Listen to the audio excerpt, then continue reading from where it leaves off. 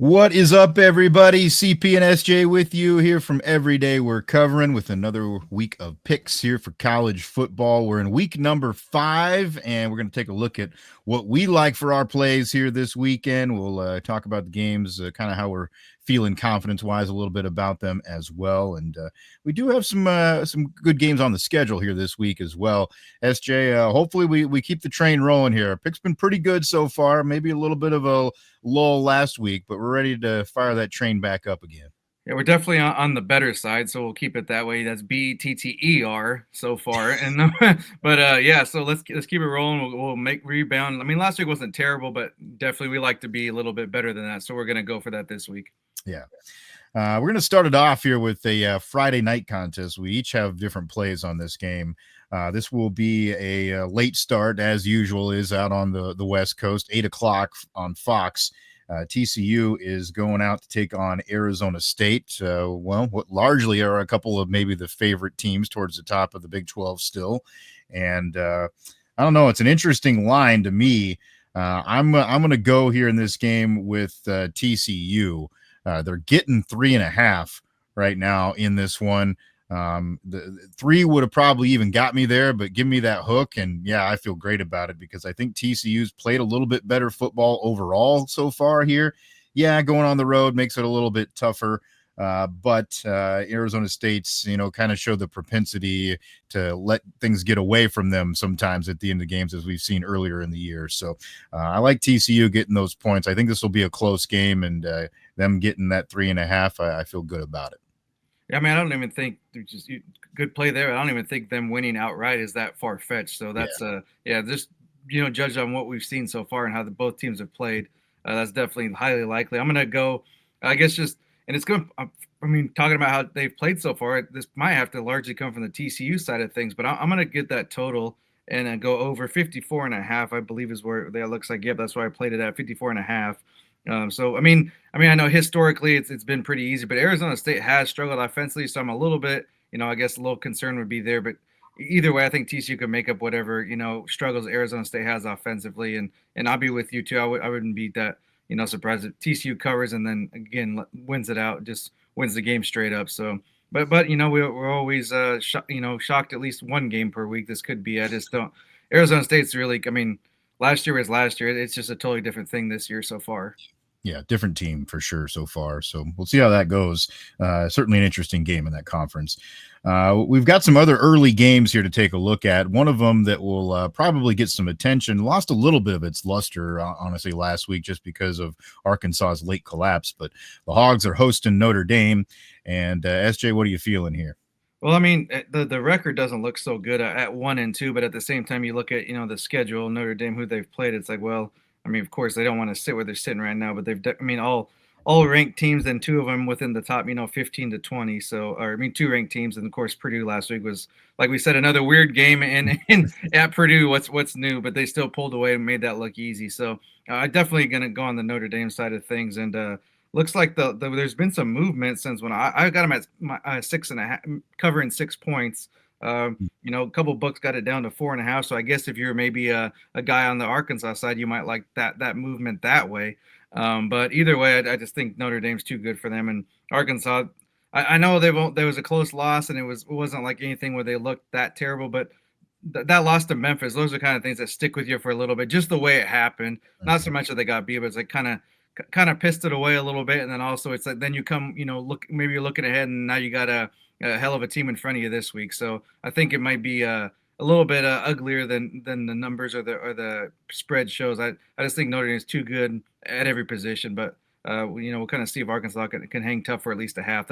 I guess that would be my hope if you want a competitive game. If they can hang for a half, I'll take that. But I don't know if they can do it all 4 quarters. Yeah, I like that play there too.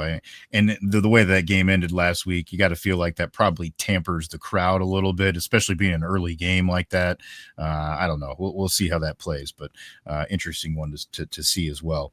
I'm going to go to one that's maybe not so exciting in the Big Ten. This is Rutgers going on the road to take on Minnesota. Of course, Rutgers fell at the hands of Iowa last week. It was an offensive explosion for the Hawkeyes last week, 38. But overall, though, I mean, I don't think Rutgers is a great team by any stretch of the imagination, but I don't think this Minnesota team is any good at all. They really haven't played anybody yet on their schedule. They lost to Cal, who just got thumped by San Diego State last weekend. Rutgers is getting 5. So, I mean, you're going to give me points on a team that I think is probably going to win the game outright. I'm going to go there. I'll take the Scarlet Knights.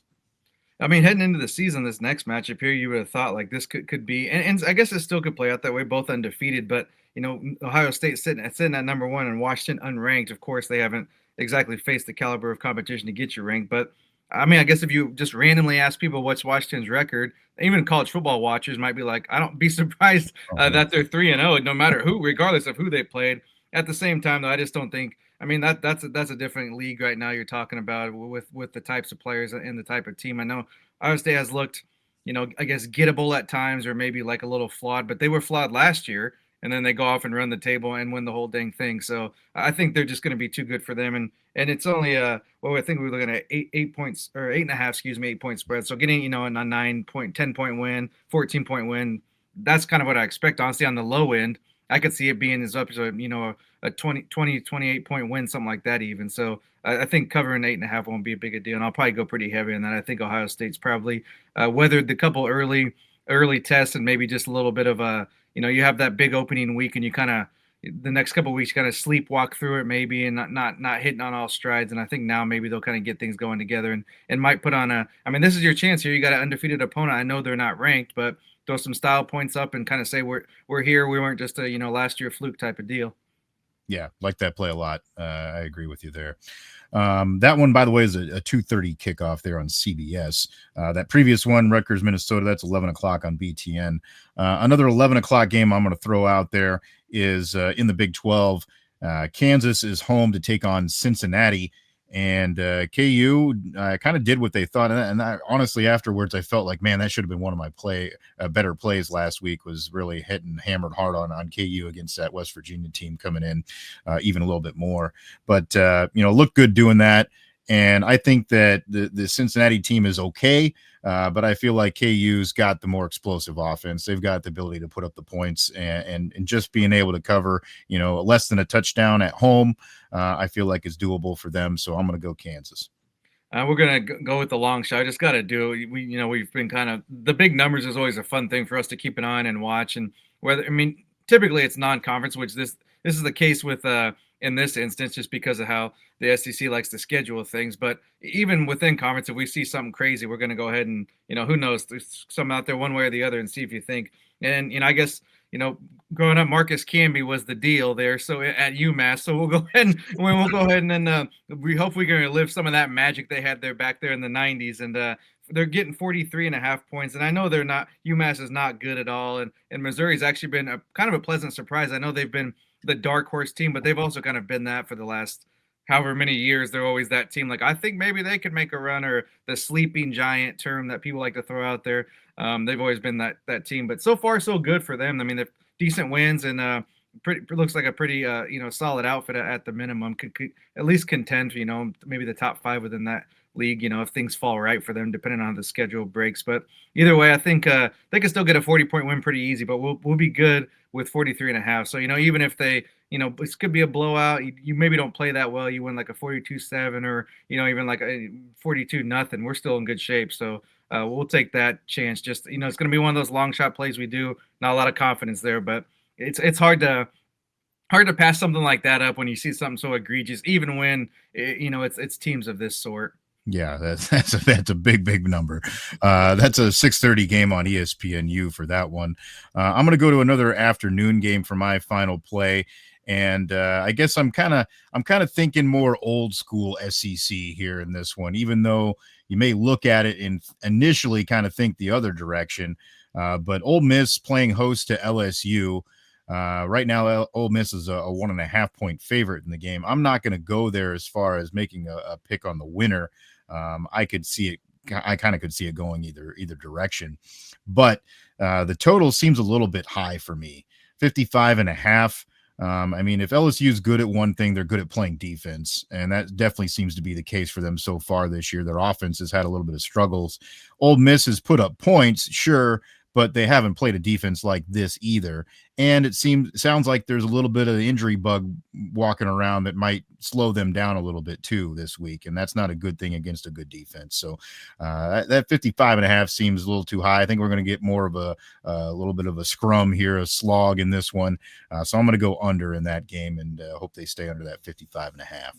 Yeah, I mean, just for the trying to not, ride the same horse too often, and just there's a couple of plays I did like, just mention out there is this USC covering against Illinois. I know we can't put too much stock in it last week, but USC just offensively they've looked so solid, and it's like a 76.5 point win by 7. That doesn't seem all that out of sorts, especially if I know we don't want to hate on Indiana too much, but if they carved that defense up like that, the receivers and the quarterback that USC has, that could be real ugly. And then also same type of thing. Like I played BYU a lot, so I just try not to go to the well too much. But I do like them covering also 6.5 against Colorado. I think that one could get ugly as well. Of course, a late night kick there, but anything can happen then. But that's one. Those are just a couple extras. If you keep an eye on them or something you like, I definitely, if somebody's feeling like that, I'd say go with those two because those are pretty solid in my book. I just you don't want to do the same thing too much, and it looks like it's a recipe for disaster if you just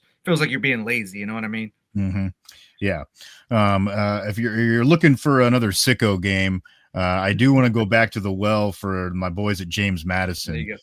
They're laying 17.5 against Georgia Southern this weekend. That's a 12:30 game. I like James Madison to cover that one again. They came through last week, so against Liberty, I think that they do that again. So, yeah, there's some other fun extra ones there for you. Of course, follow along. You see the handles there. We are on Twitter at Cherokee CP at SJM Bets. We'll put the picks up there for you, of course, in the video form, and then also in graphic format, so you can see that and see our full confidence levels on those as well. Would love to have you interact again. If you see some plays you like, let us know. See something happening live that you love, let us know. We always like to do that as we're watching games as well through the weekend. And then we would love it if you would like to subscribe, share the podcast, available all the major podcast platforms, including our host at Spotify. And then subscribe, get the notifications on the YouTube channel where we'll have these play picks for you every week in video format. So we appreciate if you do that as well. All right, that's our picks here for week 5. That's SJ Munoz. I'm Chris Parks. Thanks for joining us for another round of picks from every day we're covering. We'll see you next time for some more covers.